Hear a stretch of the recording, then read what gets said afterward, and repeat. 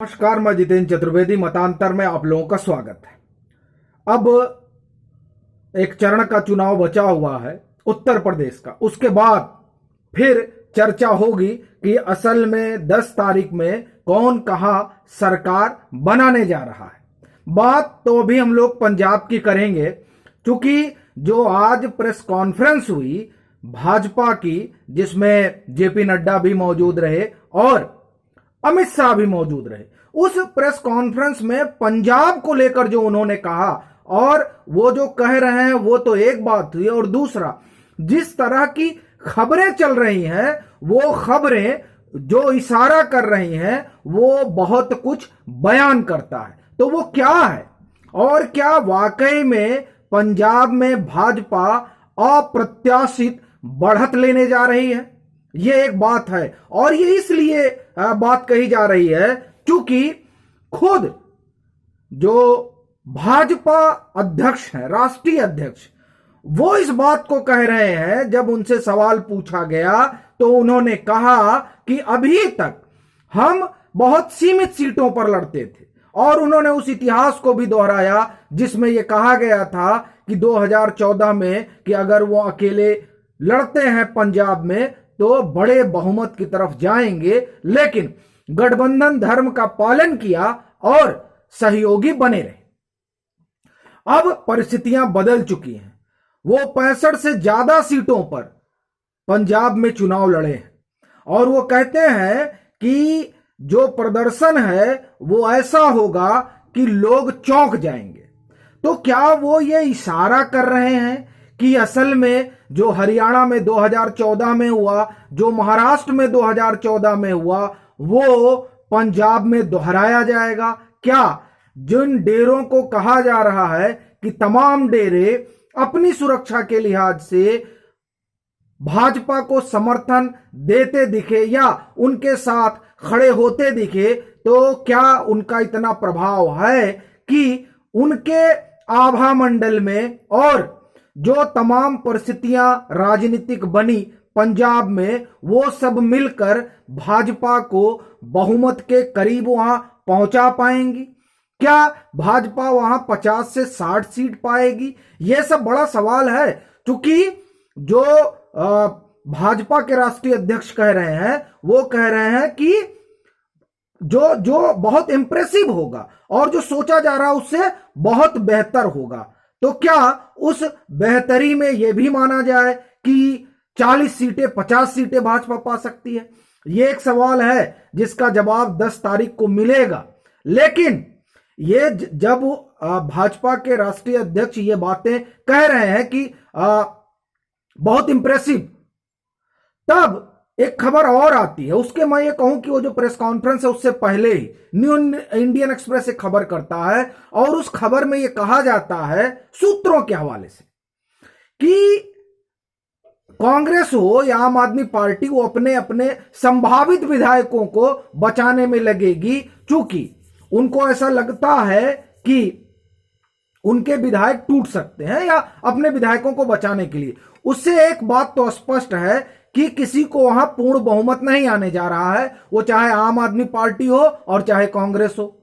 कांग्रेस भी ये जान रही है कि जो जादुई आंकड़ा है उससे हम नीचे रहेंगे। और मजेदार बात यह है कि जो आम आदमी पार्टी ये दावा कर रही थी कि हम सरकार बनाएंगे, वो आम आदमी पार्टी भी अपने विधायकों को बचाने में लगेगी। ऐसा न्यू इंडियन एक्सप्रेस की खबर में दावा किया गया कि वो जब रिजल्ट आएगा तो उसमें क्या किया जाएगा कि कोई दिल्ली में रखेगा, मतलब आम आदमी पार्टी की सरकार दिल्ली में है तो दिल्ली में रखेगी अपने विधायकों को। और कांग्रेस का तो पहले भी जो है लोकहित कांग्रेस ने यह सवाल उठाया ही था, अमरिंदर सिंह की पार्टी ने, कि भाई ये जयपुर में क्या कर रहे हैं, राजस्थान में, जयपुर ना कहें, राजस्थान में जो संभावित विधायक हैं, मतलब अभी तो विधायक ही हैं लेकिन वो विधायक जिनके दोबारा लौट कर आने की संभावना है और उनके इंटरनल असेसमेंट में वो पाते हैं कि हम 40 से 50 जीत रहे हैं, तो वैसे विधायकों को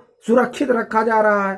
तो बड़ी मजेदार बात यह है कि कांग्रेस तो गई ही गई, आम आदमी पार्टी भी जो है वो ये मान के चल रही कि हम उस स्थिति में नहीं है। और अकाली के बारे में क्या कहा जा रहा है? अकाली के बारे में, अकाली और बसपा का जो गठबंधन है उसके बारे में कहा जा रहा है कि वो मानकर चल रहे हैं, वो ये न्यू इंडियन एक्सप्रेस जो खबर है उसका दावा है, ये मेरा दावा नहीं है। वो कह रहे हैं कि अकाली ये मानकर चलती है कि उनको 35-40 सीट मिल जाएगी, और वो ये भी दावा कर रहे हैं कि सुखबीर सिंह बादल जो है वो इन दिनों काफी दिनों से दिल्ली में है। तो क्या दिल्ली में कोई भाजपा और अकाली के साथ बातचीत चल रही है? ये तरह की अटकलबाजी है। लेकिन मजेदार बात यह है कि वहां पर जो लोग बहुमत का दावा कर रहे थे उनका वोट किसान आंदोलन से उपजी पार्टियों ने खा लिया। यह मजेदार बात है, ऐसा मुझे लगता है।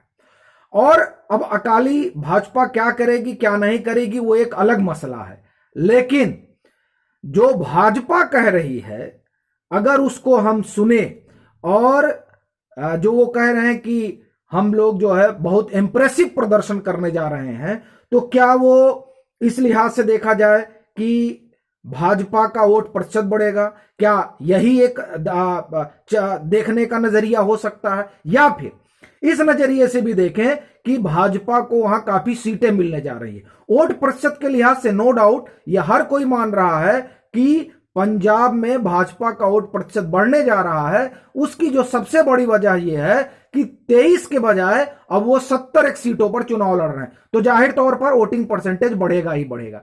एक बात तो ये हुई। दूसरा, तो जो सीटों की संभावना है, क्या वाकई में वहां पर 25 सीट 30 सीट पा सकती है?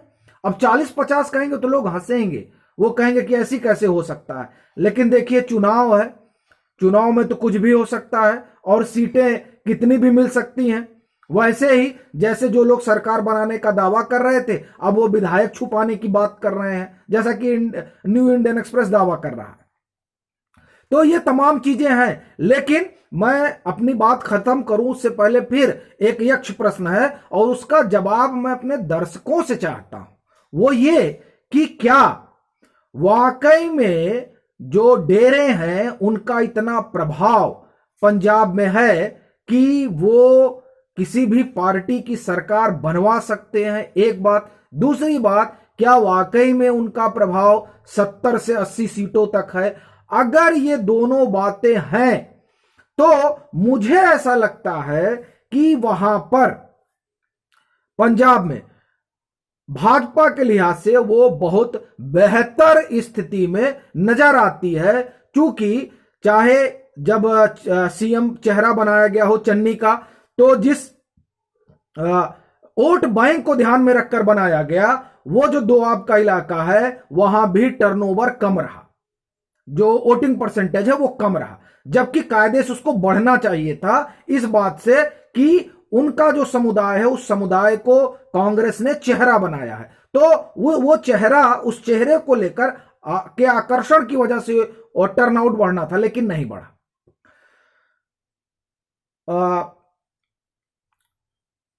देखिए अब मालवा में, माफ करिए, मालवा में जो इलाका इनका है आम आदमी पार्टी का, उस दक्षिणी मालवा में टर्नआउट नहीं बढ़ा, जबकि बढ़ना चाहिए था, क्योंकि वहां पर तो ये थे ही। अगर इनका करंट था तो उस करंट की वजह से लोगों को बाहर आना चाहिए था, लोग बाहर नहीं आए। फिर युवा, जिनको माना जाता है कि वो बदलाव की हवा में बहते हैं, और अगर वो बदलाव की हवा आपके पक्ष में थी तो वो बाहर क्यों नहीं निकले, क्योंकि उनका भी परसेंटेज कम है। ये तमाम सवाल है जो इस बात पर गौर करने के लिए मजबूर करते हैं कि क्यों ये माना जाए और इस बात पर ज्यादा संभावना व्यक्त की जाए कि अकाली और भाजपा क्या एक साथ आ सकते हैं, या फिर क्या वाकई में भाजपा इतनी सीटें पाने जा रही है कि वो मैं ये कहूं कि बराबरी की मेज पर बैठकर बात करेगी। ये तमाम सवाल हैं, लेकिन एक चीज तय मानी जा रही है अब कि इस बार वाकई में पंजाब स्तब्ध करेगा। अभी के लिए फिलहाल इतना ही। अगर आप मतांतर से नहीं जुड़े हैं तो जुड़िए, वीडियो को लाइक कीजिए, शेयर कीजिए, और आप अगर पंजाब से हैं तो संभावित सीटें आप क्या मानकर चलते हैं वो जरूर साझा करें, क्योंकि 7 तारीख के बाद से तो उस पर बाद ना कहें, हम 5 बजे के बाद से उस एग्जिट पोल पर बात शुरू होगी जिसकी लोग बेसब्री से जिसका इंतजार कर रहे हैं।